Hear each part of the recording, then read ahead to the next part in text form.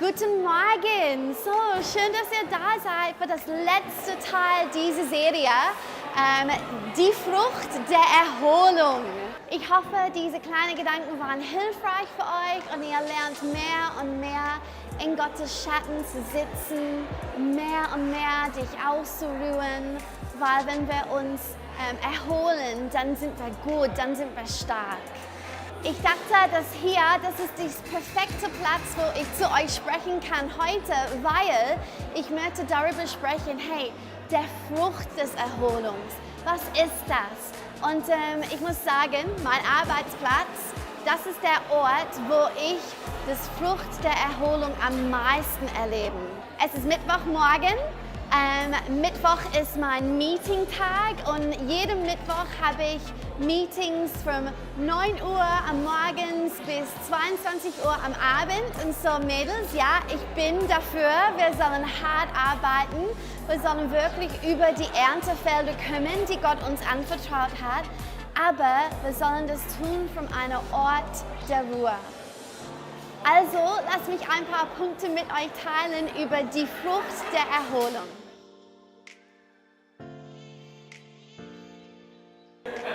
Okay, erstens, alle sagen erstens.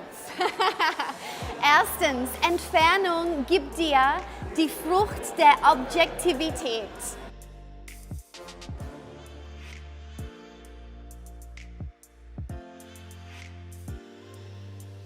Okay, was meine ich damit? Ich gebe euch ein Beispiel. Für das erste Mal überhaupt, Sisterhood United ist ohne mich passiert.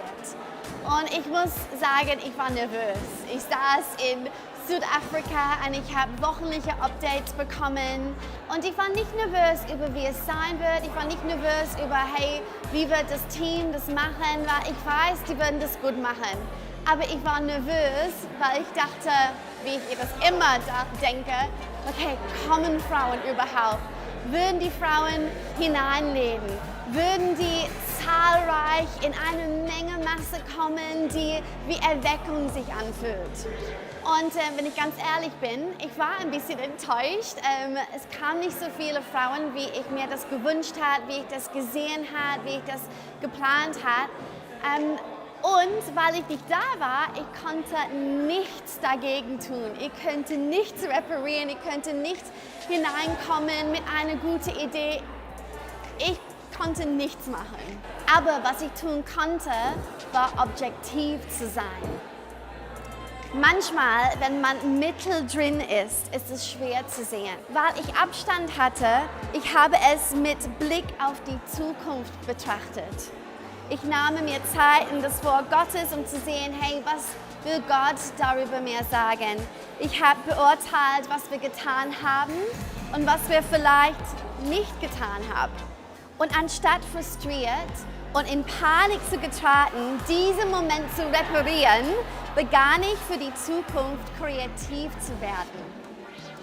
Das ist das Geschenk des Objektivität. Ich möchte dir ermutigen, hey, die Entfernung hilft dir, langfristig zu denken.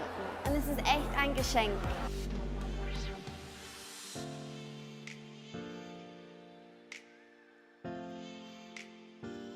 Deshalb bete ich, wenn es etwas gibt, mit dem du zu kämpfen hast, dass du die Gelegenheit nutzen wirst, es nicht zu reparieren. Ich weiß, es ist schwer, aber nimm dir einfach ein bisschen Zeit. Du musst es nicht sofort handeln. Nimm dir ein bisschen Zeit, nimm ein bisschen Abstand. Untersuche es aus der Ferne und lass Gott zu dir sprechen und lass Kreativität und Vision für die Zukunft fließen.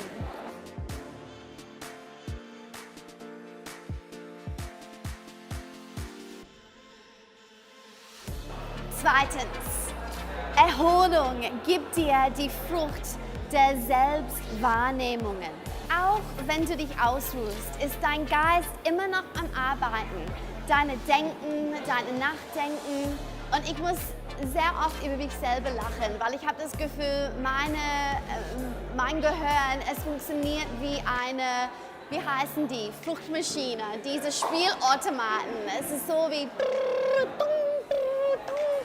und ständig. Es ist so witzig. Und vielleicht ab und zu würden deine Gedanken auf irgendwas rollen, die vielleicht nicht so positiv ist. Es wird eher was Negatives und es tut was mit dir. Hey, ich möchte dich ermutigen, nicht einfach vorbeizugehen, nicht einfach das Negative zu, oh ja, negativ, fühlt sich nicht gut an und ich ignoriere das einfach und du gehst weiter. Nee, halte kurz an.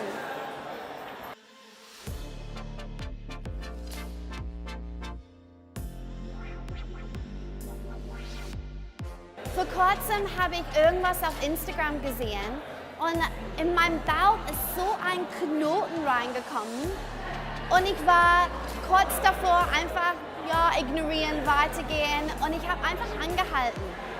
Und ich habe mich ein paar Fragen gestellt. Okay, Joanna, warum hat es so bei dir gegangen? Warum hast du so reagiert?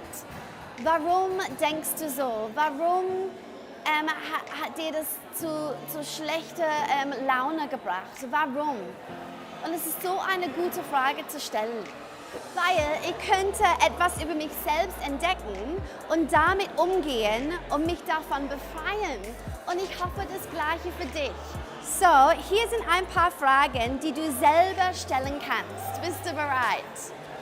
Erstens, stell dir die Frage, warum fühle ich so? Zweitens, habe ich schon immer so darüber gedacht? Vielleicht nicht. Drittens, woher kommen diese Gefühle? Viertens, was ist es genau an dieser Situation, das mich wirklich stört? Fünftens, hey, was sagt Gott dazu? Und als letzter, wie würde Jesus in mir auf diese Situation reagieren? So oft lassen wir Dinge einfach in Gedanken dort bleiben und erlauben Negativität. Aber Ruhe gibt dir die Möglichkeit, das Warum hinter deine Gedanken zu beurteilen. Und sorry Mädels, ich weiß, ich lese viel heute, aber ich will das einfach richtig sagen.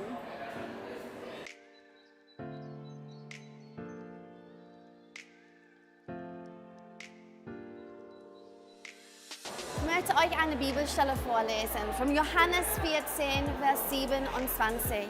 Und es ist Jesus, der spricht. Und er sagt Folgendes: Was ich euch zurücklasse, ist Frieden. Ich gebe euch meinen Frieden. Einen Frieden, wie ihn die Welt nicht geben kann. Lasst euch durch nichts in euren Glauben erschüttern und lasst euch nicht entmutigen.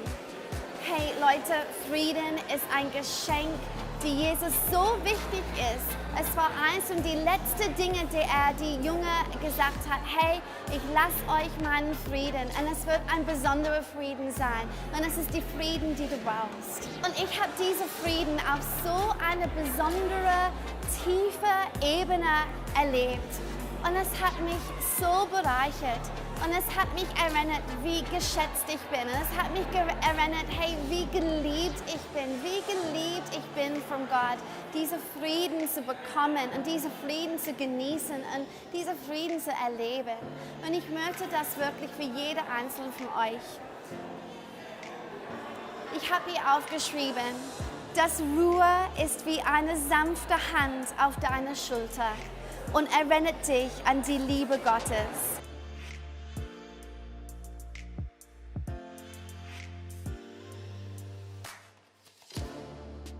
Und wenn diese Offenbarung frisch in dir ist, es ist die beste Motivator aller Zeiten.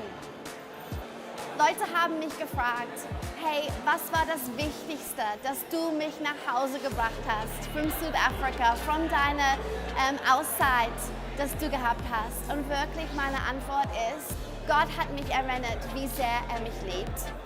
Und er hat das gemacht durch die Ruhe, die ich erfahren könnte, durch die Erholung, die ich nehmen konnte. Ich bin Gott wichtig. Er will nicht, dass ich erschöpft bin. Ich will nicht, dass ich diese innerliche Sonnenbrand habe. Ich will nicht, dass ich so müde bin. Er will, dass ich Leben genießen kann. Und er will das auch für dich. Ich bete, dass du diese Schüssel nimmst, die ich in den letzten Wochen mit dir geteilt habe, und dass du von einem Ort der Ruhe ausarbeiten kannst. Mädels, ich freue mich über die Sommerferien, die bald auf uns zukommen und ich bete wirklich, dass Gott dich reichlich segnen wird. Bis bald wieder.